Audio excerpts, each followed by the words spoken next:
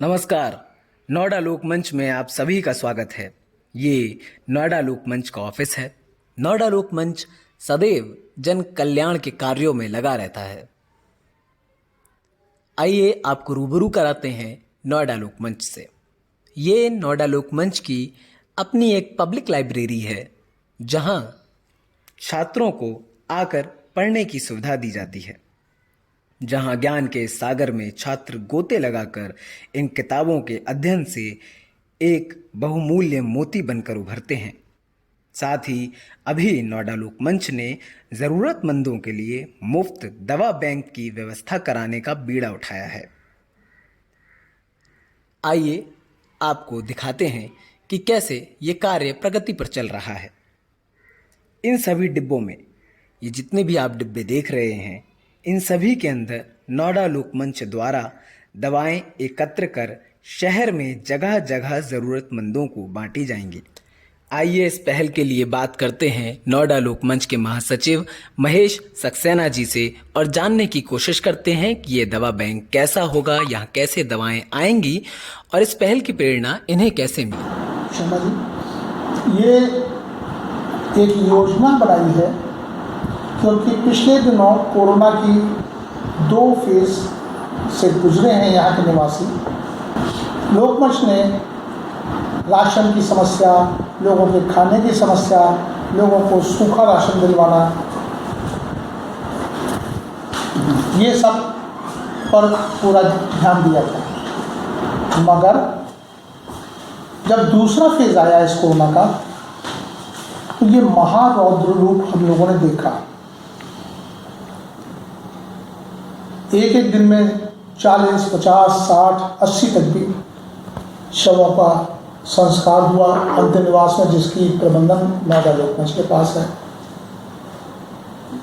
और ऐसा कोई दिन नहीं बीतता था जब 4-5 अपने प्रियजनों के निधन की खबर अधिकांश लोगों को न मिलती हो। तब लोकमंच बहुत गंभीरता से अपनी जिम्मेदारी को निभाते हुए इस पर बहुत विचार किया कि ये प्रयास कम है और हमें कोरोना के लिए अपने आप को और मजबूत करना होगा।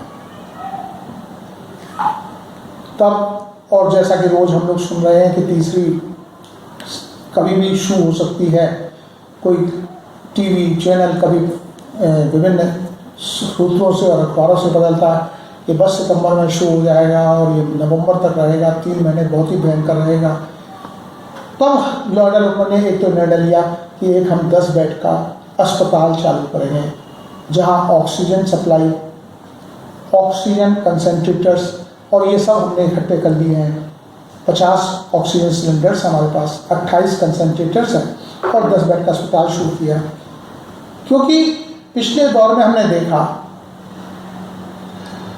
कि जो लोग सामान्य वर्ग के हैं, जो एक सामान्य नागरिक है, उसके लिए बहुत मुश्किल है। घर लुटने के बाद भी वो अपना को नहीं बचा पाता और हर एक बस का है नहीं कि वो इतना महंगा इलाज करना पाए। तभी ये हमने 10 बेड का अस्पताल शुरू किया। मगर अब जब अब जैसे टाइम बढ़ता रहा, अभी हमने लोगों को कोरोना वैक्सीन भी लगवाई थी। 1600 लोगों को लगभग नाम मात्र के पैसे पर हमने जरूरतमंदों को वैक्सीनेशन भी करवाया। अब नोएडा लोकमंच ने अभी एक अपने साथियों के साथ एक बैठक की, उसमें तय किया गया कि हम एक दवा बैंक नोएडा में खोलें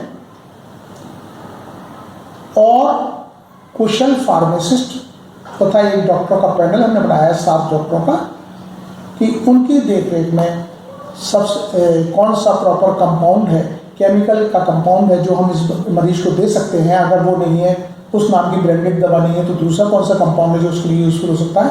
और फार्मासिस्ट रखे हमने कि 3 फार्मासिस्ट का पैनल होगा और कंप्यूटर पे सारी दवाइयाँ चढ़ाई जाएंगी और उसके बाद जो भी जरूरतमंद व्यक्ति वहाँ अपने परिवार के लिए डॉक्टर द्वारा प्रिस्क्राइब पर्चा लाएगा, तो हम अपने कंप्यूटर में देख करके उस सज्जन को कोशिश ये होगी कि लगभग हम सभी दवाएं दिलवाएं। अगर कोई एक आध दवा हमारे उपलब्ध में नहीं है तो हम चाहेंगे कि हमारी कोशिश रहेगी हर संभव कि हम उसको वो बाजार से भी उपलब्ध करवा दें। यही एक कंसेप्ट है इसके पूरे प्रबंधन, इस प्रोग्राम को कैसे व्यवस्थित किया जा रहा है। हमारे एक साथी हैं नोएडा लोकमंच के, जो सचिव भी हैं, और वो इसके पूरे एक प्रोजेक्ट के जिम्मेदारी है उनकी, और उन्होंने स्वयं इसको लिया है। तो वो RN श्रीवास्तव जी हैं, सेवानिवृत्त नोएडा अथॉरिटी के लॉ ऑफिसर। एक पूरा हमने विधिवत बनाया है। हम चाहेंगे कि आप उनके विचार ले लें। हमने 10-12 कलेक्शन सेंटर अभी प्रारंभ में शुरू करेंगे, और फिर एक दवा वितरण के लिए। ये सारी विस्तृत जानकारी आप RN श्रीवास्तव से ले सकते हैं। यहाँ हम ये संशोधन जरूर करना चाहेंगे, अभी ये मूर्त रूप में इम्प्लीमेंटेशन स्टेज पे है। इसको पूर्ण रूप से चालू होने में हो सकता है 15 सितंबर हो जाए, या 1-2 रोज और आगे पीछे जाए, मगर होगा जरूर। नोएडा के निवासियों का साथ मिल रहा है। हमें भरोसा है कि जब हम कोई संकल्प करेंगे तो हमें नोएडा वासियों और संवेदनशील लोगों का जरूर सहयोग मिलेगा। और नोएडा एक ऐसी संपन्न नगरी है कि यहाँ अगर जरूरतमंद लोग भी रहते हैं तो बहुत सारे लोग ऐसे हैं जो इस लायक हैं कि वो इन लोगों की चिंता कर सकते हैं। इसी संदर्भ में हम एक चीज़ आपको और बताना चाहेंगे कि ये नोएडा दवा बैंक का जो हमारा संकल्प है प्रोजेक्ट पर, ये शहर के निवासियों और विभिन्न लोगों के सहयोग से ही कार्यरत होगा। अभी हमने कुछ दवा विक्रेताओं से संपर्क किया, तो उन्होंने कहा कि भाई साहब, आपको जो भी दवा खरीदनी होगी, अधिक से अधिक हम आपको 35% तक डिस्काउंट देंगे। ये बताने का मकसद हमारा ये है कि चाहे हमने दवा के कलेक्शन बॉक्सेस लिए हों, चाहे हम दवा खरीदने जाएं, चाहे इस काम में हम और लोग रखें, तो ना तो हमारे साथ कोई पेशेवर व्यवसाय होगा, ना ही कोई ऐसा होगा कि कर्मचारी भी इस हिसाब से आएगा कि मुझे इतनी तनख्वाह मिलनी है। जिन लोगों में सेवा की भावना है वही लोग हमारे साथ इस काम में जुड़ेंगे, और ये सारे शहर को समर्पित एक प्रयास है जिसमें सबकी सामूहिक जिम्मेदारी होगी।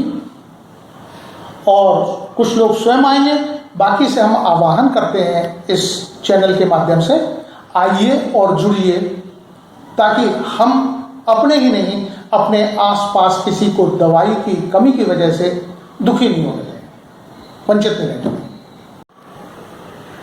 चलिए, अब इस कड़ी में हम बात कर रहे हैं RN श्रीवास्तव जी से, जो नोएडा लोकमंच के द्वारा किए जा रहे इन कामों पर थोड़ा और रोशनी डालेंगे। सेवा करने के लिए तत्पर रहता है जिसमें लोगों को आवश्यकता होती है।